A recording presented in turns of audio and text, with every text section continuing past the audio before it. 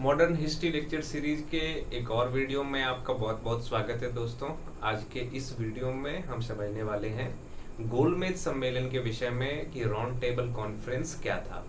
पिछले वीडियो में हमने समझा था कि किस तरह से गांधी जी के द्वारा दांडी मार्च की यात्रा पूरा करने के बाद सविनय अवज्ञा आंदोलन का शुरुआत हुआ था, और इस सविनय अवज्ञा आंदोलन का परिणाम क्या हुआ कि भारत के अलग अलग हिस्से में लोगों ने अलग अलग मुद्दे को लेकर के इस आंदोलन में जुड़ते चले गए और ये आंदोलन बाद में देशव्यापी आंदोलन हो गया। तो देखिए क्या हुआ था कि जब विरोध बढ़ रहा था तो ये कहा गया कि गोलमेज सम्मेलन होगा, और ये गोलमेज सम्मेलन का आयोजन कहाँ होना था, तो ब्रिटेन में आयोजित होना था, लंदन में आयोजित होना था। तो आज हम देखेंगे कि गोलमेज सम्मेलन क्या था, इसका परिणाम क्या रहा और किस तरीके से गोलमेज सम्मेलन भारतीय राष्ट्रीय आंदोलन में एक भूमिका निभाता है। इन सब चीजों को आज हम समझेंगे। तो देखिए, अगर हम बात करें गोलमेज सम्मेलन था क्या, तो ये पहली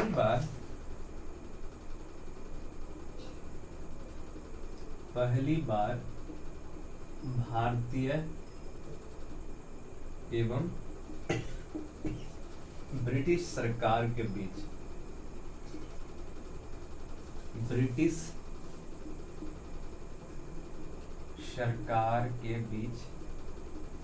समान स्तर का वार्ता था।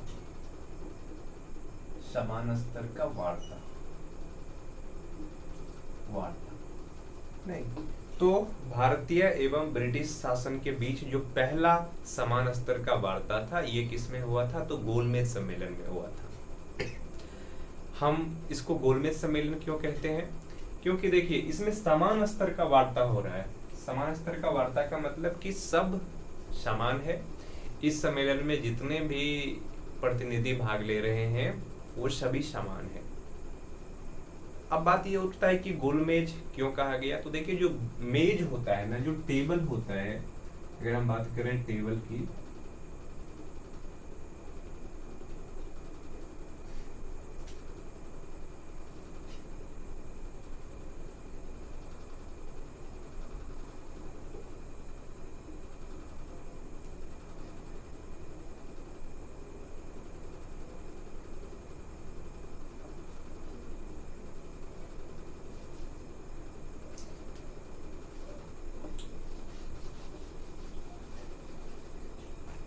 अगर हम बात करें टेबल की, मेज की,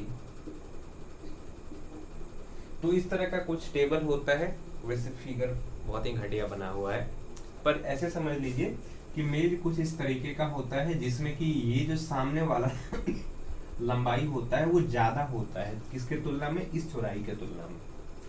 और जो व्यक्ति इस आयताकार मेज पर बैठते हैं, रेक्टेंगुलर टेबल पर बैठते हैं, और जब वार्ता होता है तो यहाँ जो व्यक्ति बैठे होते हैं, यहाँ पर जो भी व्यक्ति होते हैं, उनका स्थिति इस साइड और इस साइड बैठे व्यक्ति के तुलना में ज्यादा महत्वपूर्ण होता है। और चूंकि गोलमेज सम्मेलन में कहा गया कि ये समान स्तर का वार्ता है, इसमें भारतीय लोगों का भी महत्व उतना ही दिया जाएगा जितना कि ब्रिटिश शासक या ब्रिटिश सरकार को दिया जाएगा। तो अगर इस तरह के मेज होता तो यहाँ जो व्यक्ति बैठते उनका महत्व ज्यादा हो जाता और इसका महत्व कम हो जाता। इसलिए बनाया गया राउंड टेबल, गोल मेज, और इस सम्मेलन में भाग लेने वाले सभी व्यक्ति की स्थिति एक जैसा था, समान था। अब हम ये समझते हैं कि आखिर ये गोलमेज सम्मेलन का आयोजन किया क्यों गया था। तो साइमन कमीशन का रिपोर्ट आया। साइमन कमीशन के रिपोर्ट के बाद देश के अंदर संविधान को लेकर के, स्वशासन को लेकर के कई तरह की बातें की जा रही थी, और भारतीय लोगों के द्वारा साइमन कमीशन के रिपोर्ट का तो विरोध किया ही गया।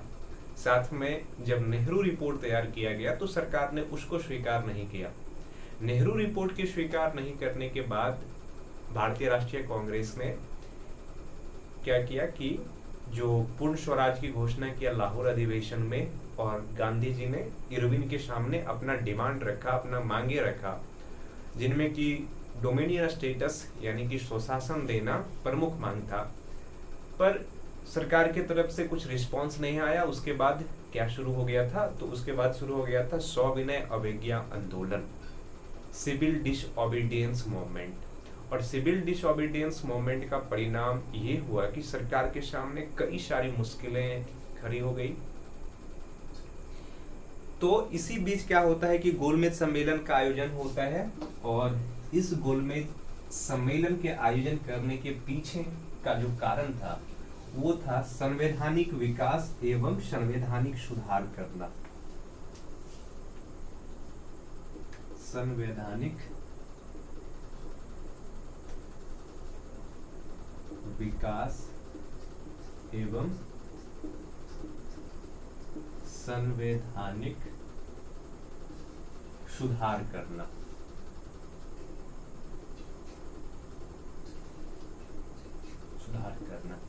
तो इस गोलमेज सम्मेलन के पीछे जो मेन कारण था वो यही था कि किस तरह से संवैधानिक विकास किया जाए और संवैधानिक सुधार किया जाए।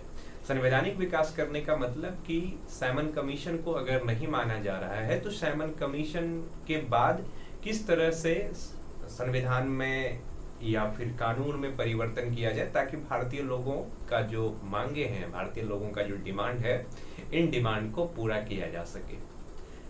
तो इसलिए इस आयोजित किया गया था। अब देखिए जो गोलमेज सम्मेलन होता है ना, 3 गोलमेज सम्मेलन होता है। एक 1931 में, दूसरा 32 में, और नहीं सॉरी, पहला जो गोलमेज सम्मेलन होता है वो 1930 के लास्ट में होता है, तो 1930 में, दूसरा 31 में और तीसरा 1932 में होता है। पर ये 3 अलग अलग सम्मेलन नहीं था, बल्कि एक ही सम्मेलन का 3 अलग अलग समय अवधि में आयोजित किया गया था। तो जो गोलमेज सम्मेलन था वो एक ही सम्मेलन था जिसको 3 अलग अलग सत्रों में आयोजित किया गया था, और इस सम्मेलन का आयोजन स्थल कहाँ था, तो लंदन। आयोजन स्थल की बात करें तो आयोजन स्थल था लंदन। ये एक सम्मेलन था, एक सम्मेलन, एक ही सम्मेलन था, एक ही सम्मेलन जो 3 अलग अलग सत्रों में आयोजित हुआ। 3 अलग अलग सत्रों में आयोजित हुआ। ये एक ही सम्मेलन था जो 3 अलग अलग सत्रों में आयोजित हुआ था, और तीनों का आयोजन स्थल कहाँ था, तो लंदन था। अब हम समझते हैं सबसे पहले प्रथम गोलमेज सम्मेलन, फर्स्ट राउंड टेबल कॉन्फ्रेंस की फर्स्ट राउंड टेबल कॉन्फ्रेंस क्या था, और इसमें भारत की ओर से कौन कौन भाग लिए थे, और इसका परिणाम क्या निकला, किन किन विषयों पर इन पर चर्चा किया गया था।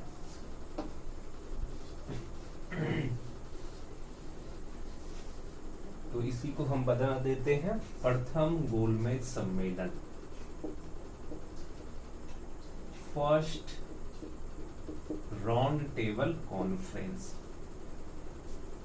जो प्रथम गोलमेज सम्मेलन है इसका आयोजन किया गया था नवंबर, इसका जो आयोजन है 12 नवंबर 1930 से चला था कब तक, तो 19 जनवरी 1931 तक। 19 जनवरी 1931 तक ये प्रथम गोलमेज सम्मेलन था। इस समय अगर भारत के वायसराय की बात करें तो इस समय भारत के वायसराय थे कौन, तो लॉर्ड इरविन। लॉर्ड इरविन थे, और इस सम्मेलन का जो अध्यक्ष थे रैमजी मैकडोनाल्ड। इस सम्मेलन का अध्यक्ष थे ब्रिटिश प्रधानमंत्री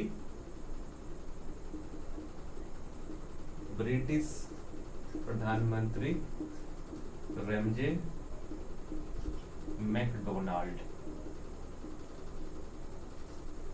और इस सम्मेलन का उद्घाटन, ये फैक्ट है, वैसे आप याद रख सकते हैं कि ये सम्मेलन क्यों महत्वपूर्ण था। तो इसका उद्घाटन किया गया था किसके द्वारा, इस सम्मेलन का उद्घाटन किया गया था ब्रिटिश सम्राट जॉर्ज पंचम के द्वारा। ब्रिटिश सम्राट जॉर्ज पंचम के द्वारा इस सम्मेलन का क्या किया गया था, तो उद्घाटन किया गया था। और इस सम्मेलन में लगभग 89 भारतीय प्रतिनिधियों ने भाग लिया था। नहीं, 89 भारतीय प्रतिनिधियों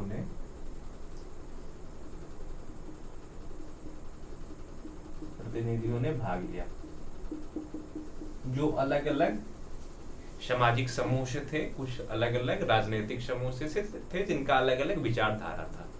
इसके साथ साथ चूंकि इस सम्मेलन में ब्रिटिश राजनीतिक पार्टी भी हिस्सा ले रहे थे, तो ब्रिटेन के जो तीनों राजनीतिक पार्टी है, लेबर पार्टी और उसके बाद लिबरल पार्टी और कंजर्वेटिव पार्टी, ब्रिटेन के तीनों राजनीतिक पार्टी ने भी इस सम्मेलन में क्या किया था कि भाग लिया था। और चूंकि ये सम्मेलन समान स्तर पे आयोजित किया गया था, तो इसमें सभी की स्थिति समान था।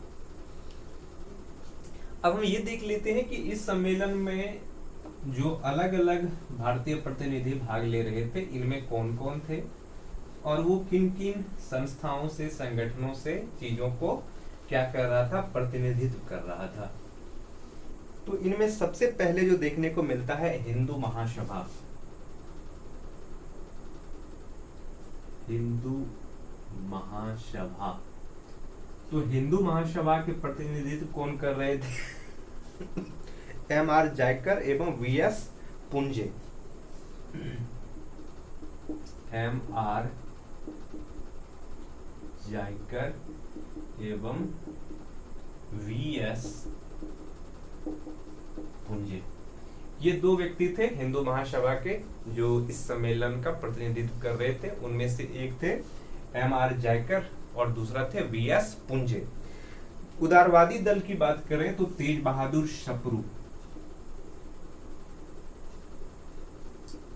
उदारवादी दल की बात करें तो तेज बहादुर सप्रू इस सम्मेलन में भाग लिए थे। और सी.वाई. चिंतामणि एवं सी.वाई. चिंतामणि ने इस सम्मेलन में भाग लिया। इसके बाद मुस्लिम लीग की बात करें, all India Muslim league, AIML। तो ऑल इंडिया मुस्लिम लीग में आपको देखने को मिलेगा मोहम्मद अली जिन्ना,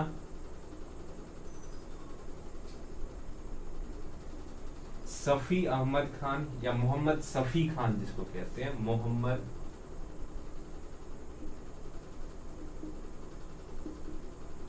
सफी खान और आगा खान, ये तीनों व्यक्ति ऑल इंडिया मुस्लिम लीग के प्रतिनिधित्व करते थे। और इन तीनों व्यक्ति ने क्या किया था कि प्रथम गोलमेज सम्मेलन जो लंदन में आयोजित हुआ 12 नवंबर 1930 से लेकर के 19 जनवरी 1931 तक, इसमें प्रतिनिधित्व किया था। अगर हम सिखों की बात करें कि सिखों की तरफ से किसने भाग लिया, तो सिखों की तरफ से आपको देखने को मिलेगा कि कौन, सरदार संपूर्ण सिंह, सरदार संपूर्ण सिंह सिख की तरफ से भाग लेते हैं, सरदार संपूर्ण सिंह। और एंग्लो इंडियन की तरफ से केटी पॉल,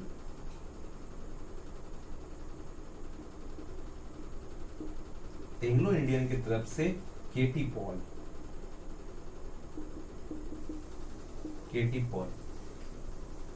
तो ये कुछ व्यक्ति थे। दलित वर्ग की बात करें तो डॉक्टर बी.आर. अम्बेडकर की बात आती है। दलित वर्ग ये महत्वपूर्ण है।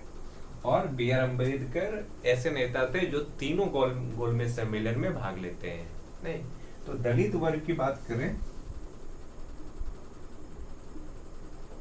तो आपको देखने को मिलेगा बी.आर. अम्बेडकर,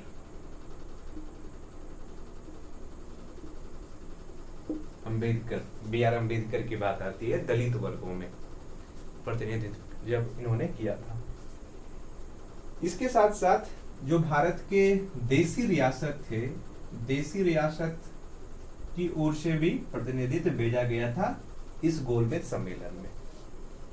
तो अब सवाल उठता है कि इस सम्मेलन में चर्चा क्या हुआ, किन मुद्दे पे चर्चा हुआ, उसके बाद हम समझेंगे कि इस सम्मेलन में भारतीय राष्ट्रीय कांग्रेस ने भाग क्यों नहीं लिया। पहले ये चीज समझ लेते हैं कि इसमें किन विषय पे चर्चा किया गया था।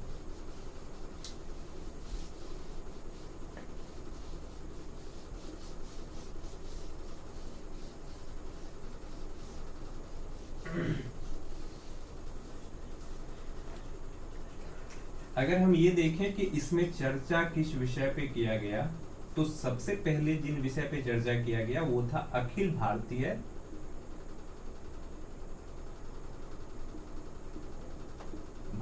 संघ का निर्माण।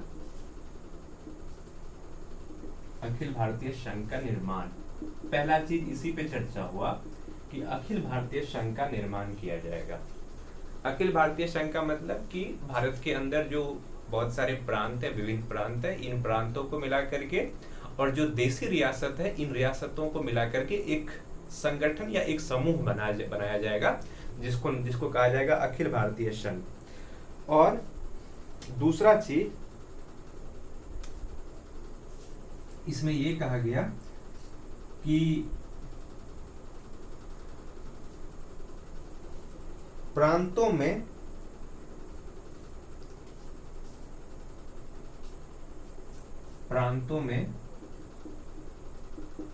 पूर्ण उत्तरदायी सरकार, प्रांतों में पूर्ण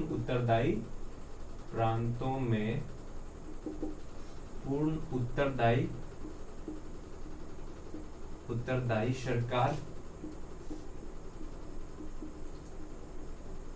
की स्थापना एवं केंद्र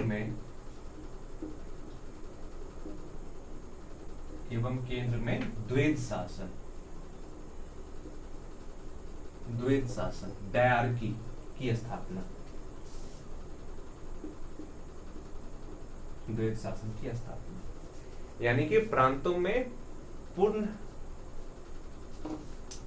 उत्तरदायी सरकार की स्थापना किया जाएगा। और क्या किया जाएगा कि जो केंद्र है, केंद्र में कैसे सरकार की स्थापना किया जाएगा, तो केंद्र में किया जाएगा द्वैध शासन की स्थापना।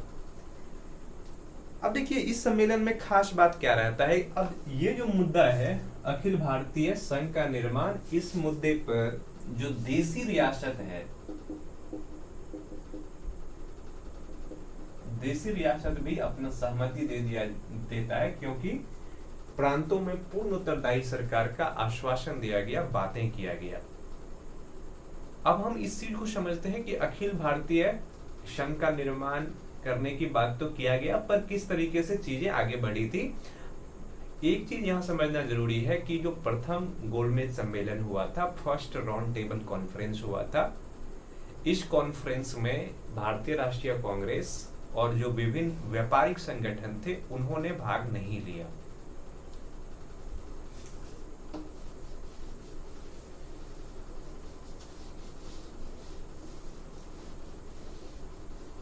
जो प्रथम गोलमेज सम्मेलन है इसमें जो भाग नहीं लिया,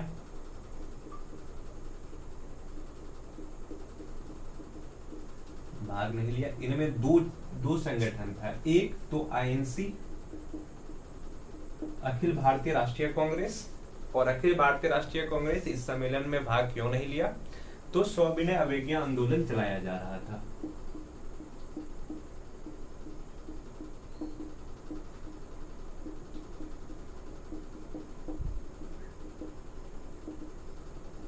सविनय अवज्ञा आंदोलन चलाया जा रहा था। नहीं, इरविन की घोषणा के विषय में हम पीछे पढ़ चुके हैं। इरविन ने घोषणा किया था कि लंदन में गोलमेज सम्मेलन आयोजित किया जाएगा, और चूंकि 1917 में जो मॉन्टेग्यू रिपोर्ट है, इस रिपोर्ट में स्वशासन की बात हो चुकी है, तो स्वशासन की तरफ आगे कदम बढ़ाया जाएगा।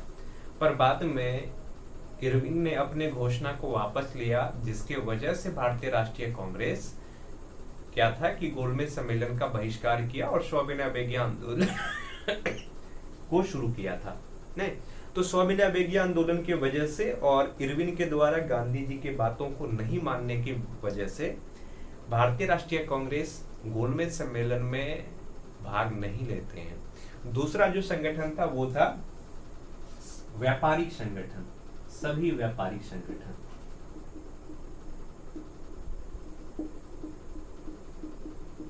व्यापारिक संगठन।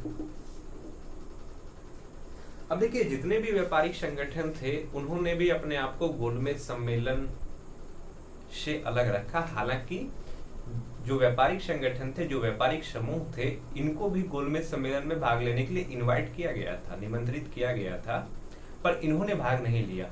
इसके पीछे जो कारण है उनमें से एक कारण तो ये कि जो सविनय अवज्ञा आंदोलन है, इसके पीछे या फिर सविनय अवज्ञा आंदोलन की जो कार्यक्रम है, इन कार्यक्रम में एक कार्यक्रम जो सबसे महत्वपूर्ण था वो ये कि विदेशी वस्तुओं का बहिष्कार किया जा रहा था। और विदेशी वस्तुओं के बहिष्कार किए जाने से जो भारतीय व्यापारी थे, भारतीय व्यापारी को इससे फायदा पहुंचता, इससे लाभ होता। इसलिए वो अपने आप को गोलमेज सम्मेलन से क्या करते हैं, अलग थलग करने का प्रयास करते हैं। नहीं, और दूसरा जो कारण था, दूसरा कारण ये था कि ठीक है, अगर व्यापारिक संगठन गोलमेज सम्मेलन में भाग लेता तो शासक तो ब्रिटिश है, ब्रिटेन की ओर से भारत में नीति निर्धारण किया जाता है। तो जब तक ब्रिटेन की ओर से भारत में कानून बनाया जाएगा, नीति निर्धारण किया जाएगा, भारतीय व्यापारिक संगठनों के हितों को ध्यान में नहीं रखा जाएगा, क्योंकि ब्रिटेन भारत को एक बाजार के रूप में बनाए रखने का प्रयास करेगा और इस प्रयास में कहीं न कहीं जो भारतीय व्यापारिक संगठन है उनका नुकसान पहुंचता। इस वजह से भारतीय व्यापारिक संगठन ने क्या किया कि इसमें भाग नहीं लिया। अब देखिए इतने बड़े मुद्दे पर गोलमेज सम्मेलन हो रहा है कि भारत में किस तरह का संविधान होगा, किस तरह से शासन के स्वरूप में परिवर्तन होगा, और वो दल जो अधिकांश भारतीयों का प्रतिनिधित्व करता है, यानी कि भारतीय राष्ट्रीय कांग्रेस, वो ही इस सम्मेलन में भाग नहीं ले रहा है। तो इसके बाद क्या किया गया कि जैसे ही ये सम्मेलन समाप्त हुआ तो भारतीय राष्ट्रीय कांग्रेस से फिर से ब्रिटिश शासन ने क्या किया, वार्ता करना चालू किया, ताकि द्वितीय गोलमेज सम्मेलन जब हो तब उसमें वो सहभागी करे, तब वो सहभागी करे। इसके लिए उन्होंने किसको तैयार किया, तो लॉर्ड इरविन को। इरविन उस समय भारत के वायसराय थे, तो इरविन को। तो गांधी एवं इरविन के बीच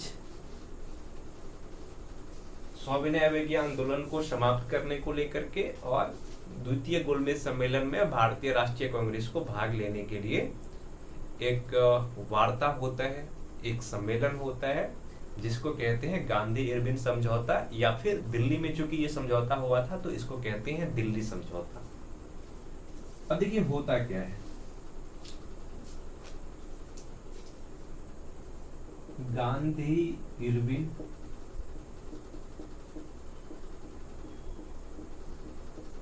समझौता, या इसको कहते हैं दिल्ली समझौता, या दिल्ली समझौता।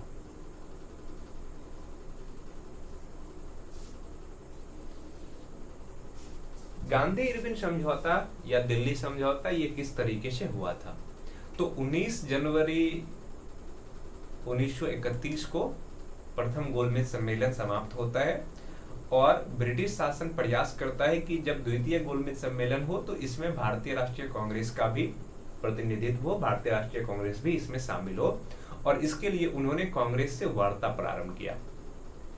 तो चूंकि भारत के अंदर अभी चल रहा है सविनय अवज्ञा आंदोलन और अधिकांश जो भारतीय नेता है, जवाहरलाल नेहरू, सुभाष चंद्र बोस या महात्मा गांधी, इन सबों को कैद कर लिया गया है, इन ये सब के सब जेल में हैं। तो 25 जनवरी 1931 को 25 जनवरी 1931 को क्या किया जाता है कि भारतीय नेता को, जितने भी नेता को गिरफ्तार किया गया था, बिना शर्त का रिहा कर देता है। नहीं, कांग्रेस आईएनसी के नेता को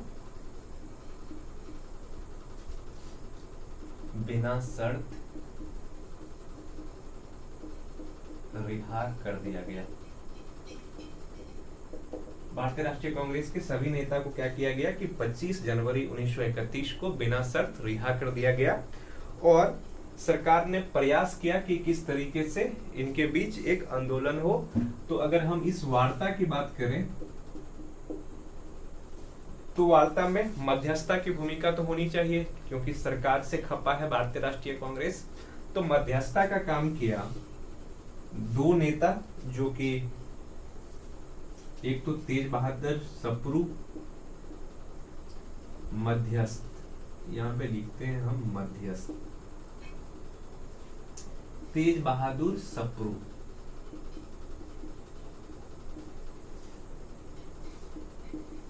और दूसरा कौन थे, दूसरा नेता थे M.R. जयकर। M.R. जयकर ये मध्यस्थ की भूमिका में आते हैं। कौन कौन? तेज बहादुर सप्रू और M.R. जयकर। M.R. जयकर मध्यस्थता करते हैं। और ये समझौता प्रारंभ कब से होता है?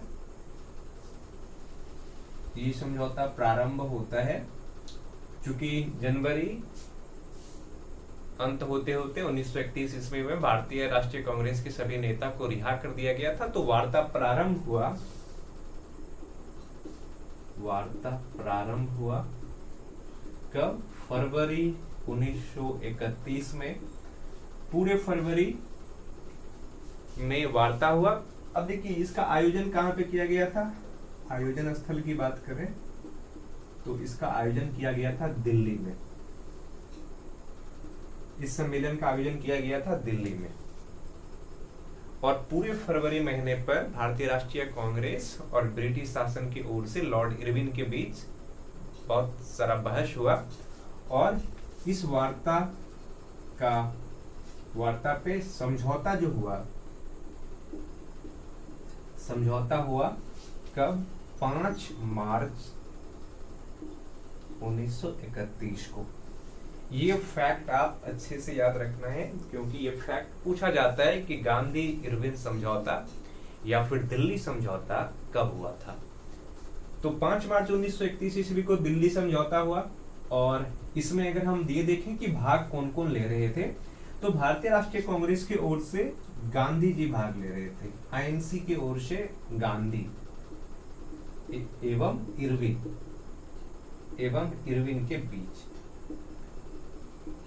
के बीच ये समझौता होता है, जिसको बोला जाता है दिल्ली समझौता।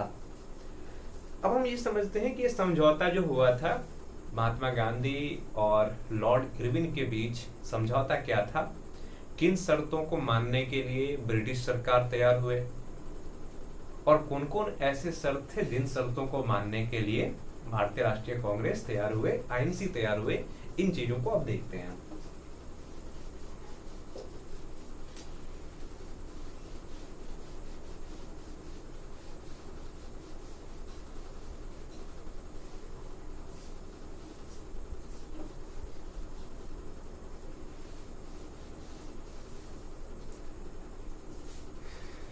इरविन ने निम्नलिखित बातों को स्वीकार किया। इरविन के द्वारा निम्नलिखित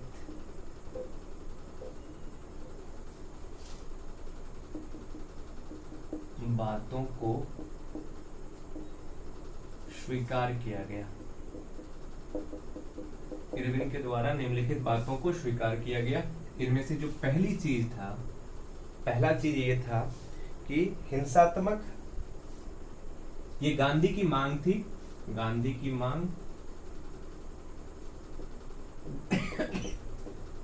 मांग में से हिंसात्मक अपराधी को छोड़ करके बाकी सभी राजनीतिक अपराधी को क्या कर दिया जाएगा कि रिहा कर दिया जाएगा और उनका सजा माफ कर दिया जाएगा। नहीं तो हिंसात्मक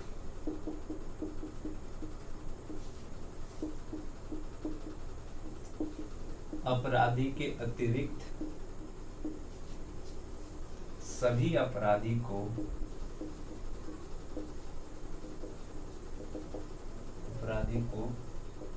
छोड़ दिया जाएगा। इसका मतलब क्या हुआ कि जो लोग समान रूप से आंदोलन कर रहे थे, किसी तरह की हिंसा में शामिल नहीं थे, फिर भी सरकार ने कार्रवाई करके अगर उनको गिरफ्तार कर लिया है तो उन सभी अपराधियों को छोड़ दिया जाएगा। पर अगर कोई अपराधी हिंसा से जुड़ा हुआ है, हिंसात्मक कारण किए हैं, तो उनको नहीं छोड़ा जाएगा, उनको जेल में ही रखा जाएगा। पहली चीज। दूसरा चीज, इन्होंने कहा कि ठीक है, अगर भारतीय लोग विदेशी सामानों का बहिष्कार करना चाहते हैं, विदेशी कपड़ों का बहिष्कार करना चाहते हैं, जो शराब की दुकानें हैं या जहाँ पे नशीली पदार्थें बेची जाती है उन दुकानों का धरना देना चाहते हैं, तो शांतिपूर्ण तरीके से धरना दे सकते हैं। विदेशी कपड़ों, सामानों एवं शराब के दुकानों पर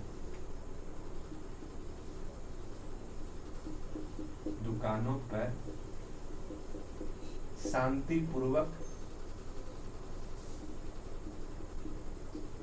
धरना देने का अधिकार कि आप लोग धरना दीजिए, इस तरीके की चीजों का। अगर हम और देखें तो तीसरा चीज जो गोलमेज सम्मेलन को शुरू करने के लिए केंद्रीय मुद्दा के रूप में था, वो था नमक कानून। और नमक कानून क्या था कि भारतीय लोग अब समुद्र के पानी से नमक नहीं बना सकते हैं, सरकार ही केवल नमक बनाएगा, और सरकार नमक पे बहुत ज्यादा टैक्स लगा रखा था। इस वजह से सविनय अवज्ञा आंदोलन में एक प्रमुख कारण था नमक कानून। तो सरकार ने इस पर अपना रुख ढीला किया और इस चीज को स्वीकार किया कि जो तटीय क्षेत्र के लोग हैं, तटीय क्षेत्र के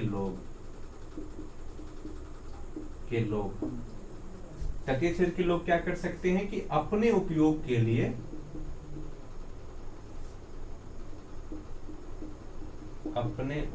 के लिए नमक तैयार कर सकते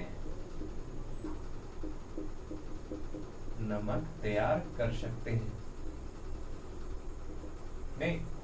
तो पहला चीज ये कहा गया कि जो तटीय क्षेत्र के लोग हैं, तटीय क्षेत्र के लोग अपने उपयोग के लिए क्या कर सकते हैं कि नमक तैयार कर सकते हैं।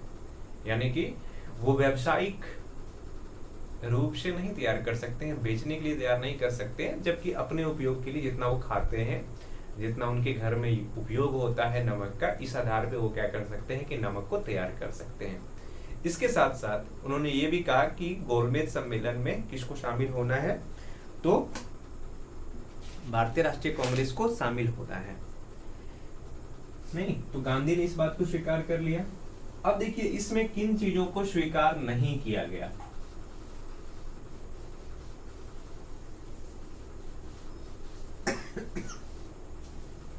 स्वीकार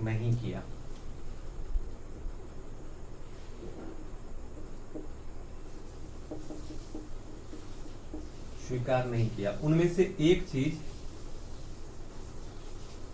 क्या था? एक चीज ये था कि भगत सिंह एवं उनके साथियों की फांसी की माफी। भगत सिंह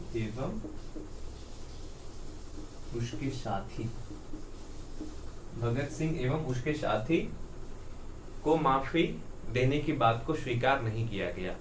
नहीं, गांधी जी ने ये रिक्वेस्ट किया कि क्योंकि ये बात चल रही थी कि भगत सिंह एवं उसके साथी को फांसी दिया जाएगा, तो गांधी जी ने रिक्वेस्ट किया कि इनकी फांसी की सजा को उम्र कैद में बदल दिया जाए, पर इन चीजों को नहीं माना गया इरविन की ओर से।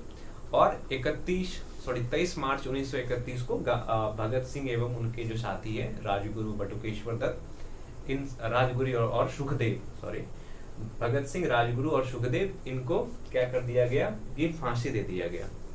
इसकी वजह से गांधी जी और भारतीय राष्ट्रीय कांग्रेस की बाद के वर्षों में आलोचना भी हुआ।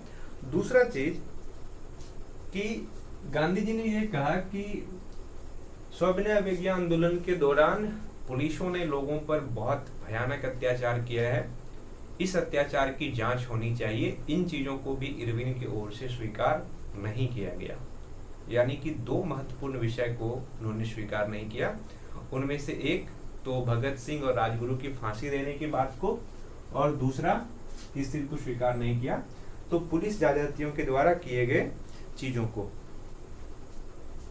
कांग्रेस ने किन किन बातों को स्वीकार किया?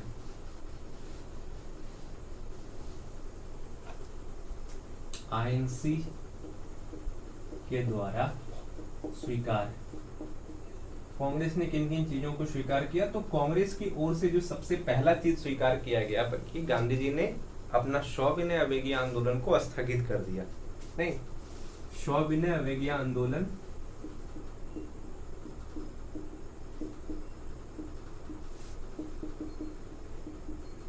का स्थगन,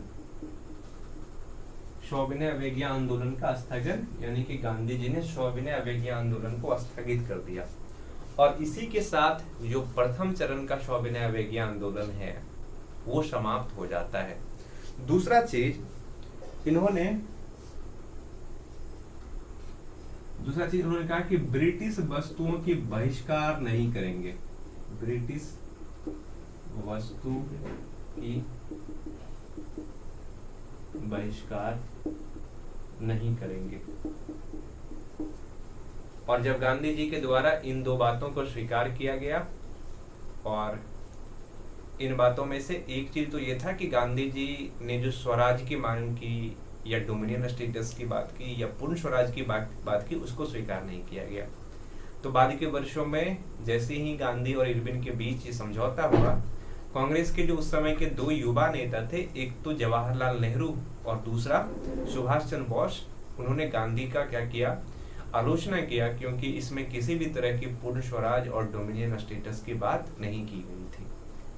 तो ये था प्रथम गोलमेज सम्मेलन। और प्रथम गोलमेज सम्मेलन में भारतीय राष्ट्रीय कांग्रेस के भाग नहीं लेने के पीछे का कारण, और इसके साथ साथ जब ब्रिटिश शासन को लगने लगा कि चूंकि भारतीय राष्ट्रीय कांग्रेस सबसे बड़ी राजनीतिक पार्टी है जो अधिकांश भारतीयों का प्रतिनिधित्व करता है, तो इस स्थिति में बिना गोलमेज सम्मेलन में भारतीय राष्ट्रीय कांग्रेस का भाग लेना, ये सम्मेलन अधूरा है, सही नहीं है। तो उन्होंने मनाने का प्रयास किया, और इसी प्रयास के क्रम में हुआ गांधी इरविन समझौता, गांधी इरविन पैक्ट, जिसको दिल्ली समझौता के नाम से जानते हैं। दिल्ली समझौता में क्या क्या प्रावधान था, किन किन बातों पर सहमति बनी, इरविन ने क्या क्या बातें स्वीकार किया, भारतीय राष्ट्रीय कांग्रेस की ओर से गांधी जी ने क्या क्या बातें स्वीकार किया, इन सब चीजों को हमने समझा।